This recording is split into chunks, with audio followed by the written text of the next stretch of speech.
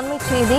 தமிழக வேளாண் பட்ஜெட் வரும் வியாழக்கிழமை தாக்கல் செய்யப்படுகிறது. தொடர்பான அண்மை செய்தி பார்த்து வருகிறோம். வேளாண் பட்ஜெட்டில் முக்கிய திட்டங்கள் கொண்டுவர தமிழக அரசு திட்டம் என்ற தகவலும் வெளியாகியுள்ளது. விவரங்களோடு இணைகிறார் நமது செய்தியாளர் ஜெரி. வணக்கம் ஜெரி. தற்போது வியாழக்கிழமை வேளாண் பட்ஜெட் முக்கிய திட்டங்களை கொண்டுவர தமிழக அரசு திட்டம் என்ற தகவல் வெளியாகியிருக்கிறது. தொடர்பான விவரம். வணக்கம். ஆகஸ்ட் மாதத்துல வேளாண் பட்ஜெட் தாக்கல் செய்யப்படக்கூடிய சூழல்ல வெற்றி தமிழகம் தொலைநோக்கு திட்டங்கள்ல பல்வேறு எதிர்பார்ப்புகள் இருக்கிறது. அதே போல பல்வேறு திட்டங்களையும் தமிழக அரசு வெளியிட திட்டமிட்டிருக்கிறது. இந்த சூழல்ல வேளாண் துறைக்கான தொலைநோக்கு திட்டங்கள் வெளியிடப்படக்கூடிய சூழல்ல தமிழகத்துல பனை மரத்தை பாதுகாக்கப்பட்ட மரமாக அறிவிக்க நடவடிக்கை எடுக்கப்பட இருப்பதாகவும் கூறப்படுகிறது. அதே போல சொந்த விவசாய நிலம் கொண்ட ஒவ்வொரு விவசாய குடும்பத்திற்கும் விதைப்பு கால நிதியாக ஆண்டுக்கு 15,000 2 தவணைகள்ல ஜூலை, ஆகஸ்ட் மற்றும் ஜனவரி, பிப்ரவரிகள்ல வழங்க திட்டமிடப்பட்டிருப்பதாகவும், குத்தகை விவசாயிகள் மற்றும் விவசாய தொழிலாளர்களுக்கு உழவர் உரிமை அட்டை வழங்கப்பட்டு ஆண்டுதோறும் 10,000 ரூபாய் நேரடியாக வங்கி கணக்குல உதவித்தொகையாக வழங்கவும் திட்டமிடப்பட்டிருப்பதாக கூறப்படுகிறது. மேலும் நெல் குவிண்டாலுக்கு 3,500 ரூபாயும், கரும்பு டன்னுக்கு 4,500 ரூபாய் வழங்கப்படும் என்றும்,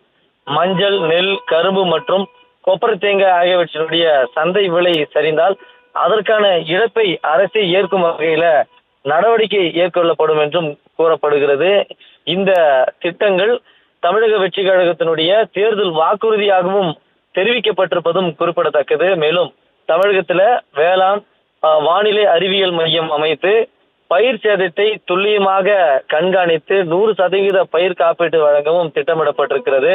100% பயிர் காப்பீடு வழங்குவது தமிழக வெற்றி கழகத்துடைய தேர்தல் வாக்குறுதியாகவும் வழங்கப்பட்டிருப்பது என்பதும் குறிப்பிடத்தக்கது. மேலும் இயற்கை விவசாயம் மேற்கொள்ளும் விவசாயிகளுக்கு முதல் 3 ஆண்டுகள் மாதந்தோறும் 2,000 வழங்கப்படும் என்றும், தஞ்சாவூர்ல நம்மாழ்வார் பெயரில் இயற்கை விவசாய வேளாண் கல்லூரி அமைக்கப்பட திட்டமிடப்பட்டிருப்பதாகவும் கூறப்படுகிறது.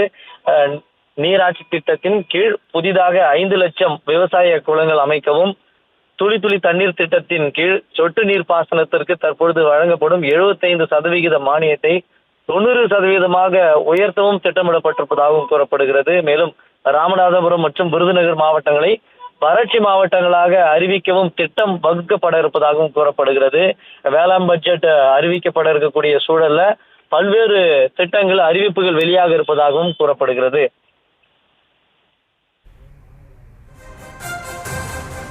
விவரங்களுக்கு நன்றி ஜெரி.